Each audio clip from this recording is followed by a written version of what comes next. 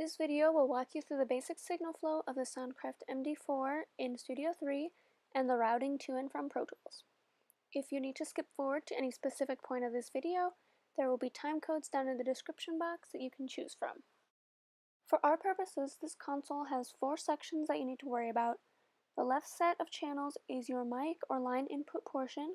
The center portion is where all the aux buses are, with 9 through 16 being your direct inputs into the Avid interface and into Pro Tools.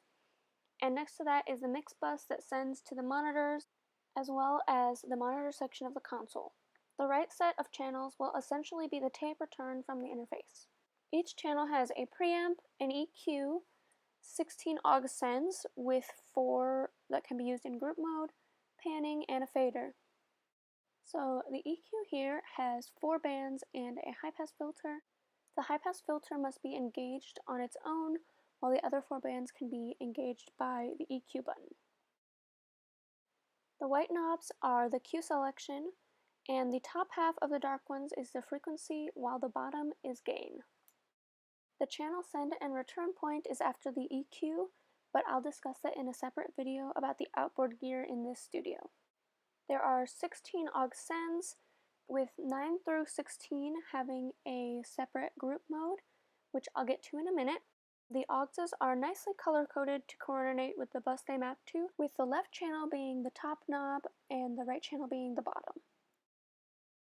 The auxes don't need to be engaged, they just need signal sent to them, and you can make them either pre or post fader. Aux 8 is a bit different because the DIR needs to be disengaged for signal to route through it. Otherwise, signal will only route through 7, even if you have them both turned up. If it is engaged, it routes the direct output of channels 1 through 16 into Pro Tools 1 through 16. Aux 9 through 16 work similar to 1 through 8 when not using group mode. They also don't need to be engaged. These buttons are just for when you are using group mode. These knobs are for 2 channels. So the top is the gain for the left send and the bottom is the gain for the right send. These can also be set to pre or post fader, but not in group mode. So group mode is different in that you can send to both right and left channels from one aux, pan the signal before the bus, and it's always post fader. So the button to engage group mode is found above auxes 9 through 16. Once that is engaged, the group buttons on the actual channels will light up when they're depressed. If group mode isn't enabled for that aux, it won't light up. In group mode, the top knob doesn't actually do anything, but the bottom knob is for panning before the signal is sent to the aux bus. When you're in group mode, you can ignore the pre and post button, as the fader will always dictate the send level to the bus. You can also have your signal send as mono or stereo to the bus. When sending your signal from the channel to the mix bus, you have the choice of panning. The only button you have to press is the mix button to send it to the mix bus and hear it through your monitors directly from the channel. Like I said earlier, the first 8 auxes are just regular auxes, and these are all color coordinated to match what's on the channel strip. The second 8 can also be used in group mode.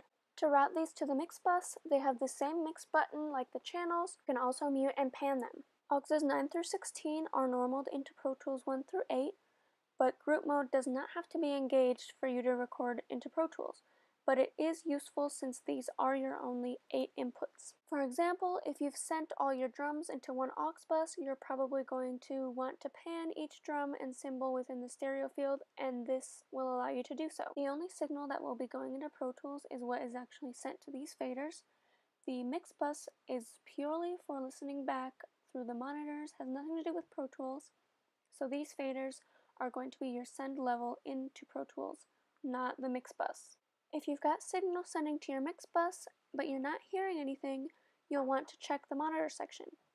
You want to make sure that the mix button is depressed so that the mix bus is actually sending to the monitors and to turn up the monitor level. When you're recording into Pro Tools, make sure that you're not referencing this level for your input levels, but that you're actually looking at the meters in Pro Tools. You can also listen to the mix bus through headphones with a 1/4-inch jack. This allows you to solo either the left or the right channels. When you've got channels soloed, this button will light up, and if you press it, it will actually clear every channel that you have soloed. So now in Pro Tools, you want to choose the appropriate input for the aux bus that you're using. The labels here are a bit different. So A12 actually corresponds with auxes 9 and 10, A34 with 11 and 12, and so on. Now if you need more than 8 inputs, you can always patch into inputs 9 through 16, and that is something that I will go into more depth in another video.